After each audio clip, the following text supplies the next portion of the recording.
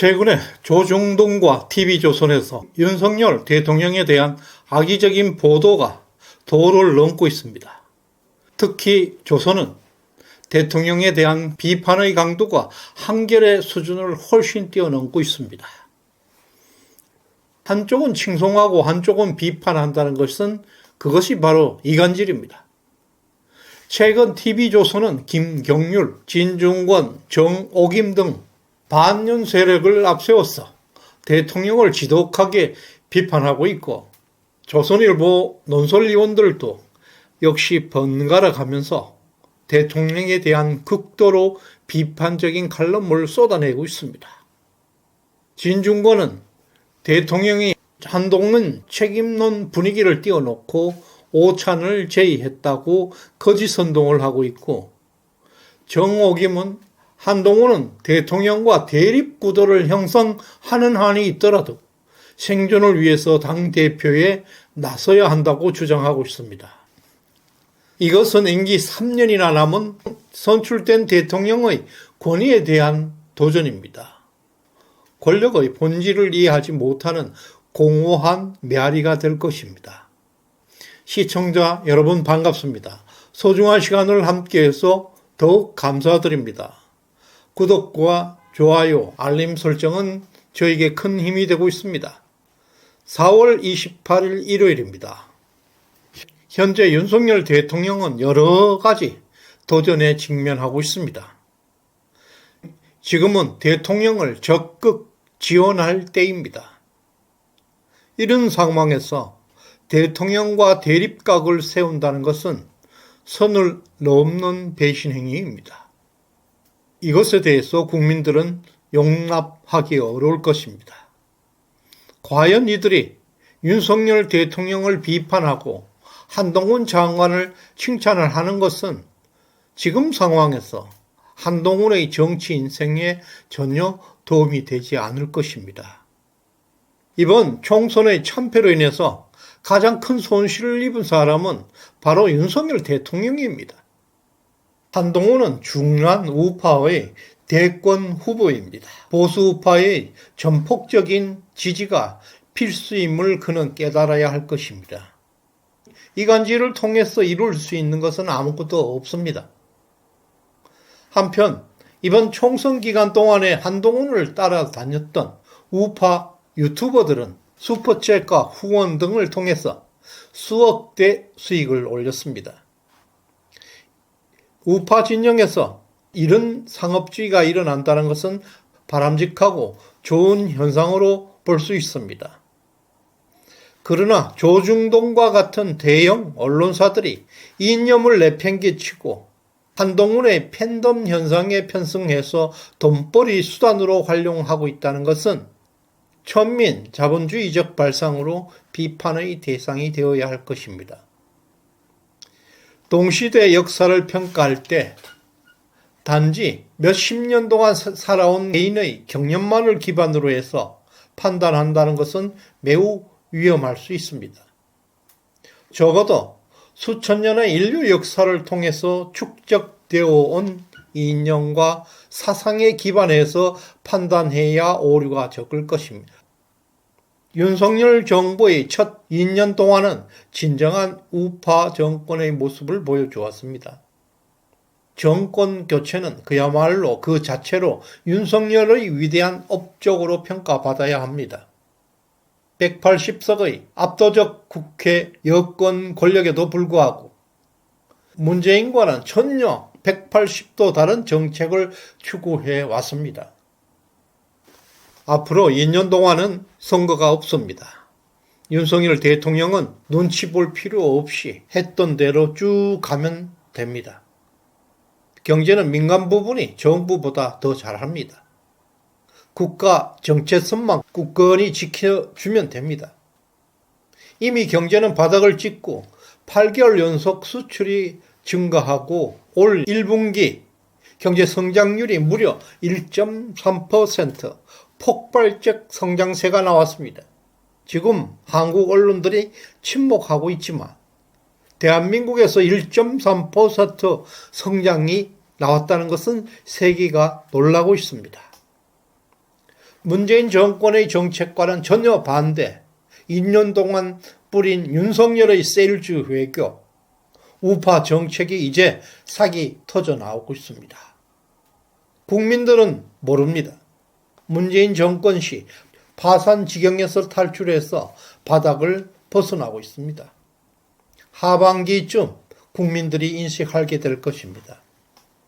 이런 상황에서 총선에서 참패했다는 것은 진짜 이해할 수 없는 일이 한국에서 벌어진 것입니다.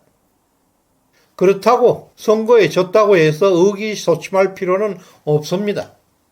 다만 소영웅주의에 빠져서 자신들의 주장이 받아들여지지 않는다고 해서 미친 광견병 환자는 되지 말아야 할 것입니다. 지금 윤석열 집권 이래 보수 우파 국민들이 과연 무엇을 해주었습니까? 개인의 삶을 모든 것을 정부가 보장해야 한다는 생각은 올바르지 않습니다. 이번 총선 참패는 최대 미스터리입니다. 최근 한국갤럽 여론조사 결과에는 총선에서 패배했던 국민의힘의 지지율이 상승해서 총선에서 압승한 민주당을 추월하고 있다는 것은 이번 선거가 부정선거이라는 것을 간접적이나마 암시하고 있습니다. 현재 윤석열 정부는 심각한 위기에 직면하고 있습니다. 입법부가 조폭 집단에 의해서 완전히 장악되었다는 사실은 심각한 국가적 위기라 하겠습니다. 이것을 타개하기 위해서는 윤석열 대통령은 극단적 처방밖에 없을 것입니다. 첫 번째, 내일 영수회담에서 대대적인 양보를 해버리는 것입니다. 이것은 조폭 집단, 2조 세력들과 연대하는 것이고 협치하는 것을 의미합니다. 아이러니하게도 이 부분에서 부정선거가 없다고 주장했던 사람들이 정말 웃기고 있습니다.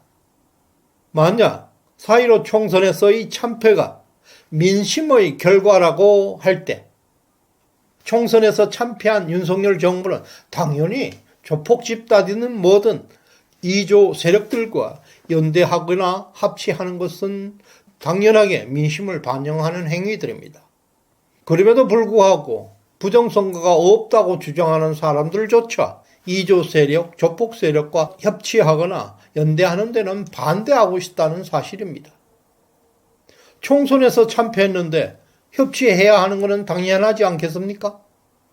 그런데 협치를 반대하고 있습니다. 윤석열 정부에게 민심을 거역해라고 주장하고 있습니다. 웃지 못할 일들이 벌어지고 있습니다.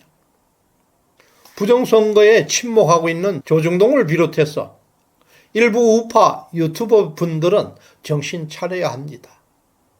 윤석열 대통령의 평소 철학을 볼 때 탄핵되는 한이 있더라도 조폭 집단 2조 세력과 연대하거나 협치는 절대 선택하지 않을 것입니다. 안심해도 될 것입니다. 두 번째, 민주당이 해체될 수도 있습니다. 현 상황에서 내일 영수회담은 윤 대통령에게 양수겹장의 기회로 작용하는 것입니다. 보나마나 내일 회담은 성과 없이 종료될 것입니다. 이재명은 회담 결과를 대대적으로 거짓과 선동으로 포장하게 될 것입니다. 이러한 조폭 집단의 행위들은 내일 회담의 결과를 거짓 선동으로 포장할 경우 그것은 윤 대통령에게 강공의 명분을 제공하게 되는 것입니다. 그것은 이재명에 대한 구속이 임박했다는 신호입니다. 이젠 강공밖에 할 수가 없습니다. 그동안 4.10 총선에 영향을 주지 않기 위해서 유보했던 수사들을 대대적으로 진행할 수밖에 없는 시점이 왔습니다. 앞으로 2년 동안 보궐선거 이외에는 선거가 없습니다. 절제할 필요도 없이 강공으로 돌파해도 정치적 부담이 없는 상황입니다. 역사는 대중으로부터 사랑을 받으려는 정권은 쉽게 붕괴되었습니다. 그러나 대중에게 잔인했던 정권들은 국가를 살렸습니다. 세 번째 마지막 카드는 부정선거입니다. 많은 국민들이 이번 총선 결과에 분노하고 있습니다. 정상적인 국민의 선택이라고 볼 수 없었습니다. 이미 윤석열 대통령은 이상민 행자부 장관으로부터 보고를 받았다는 루머도 있습니다.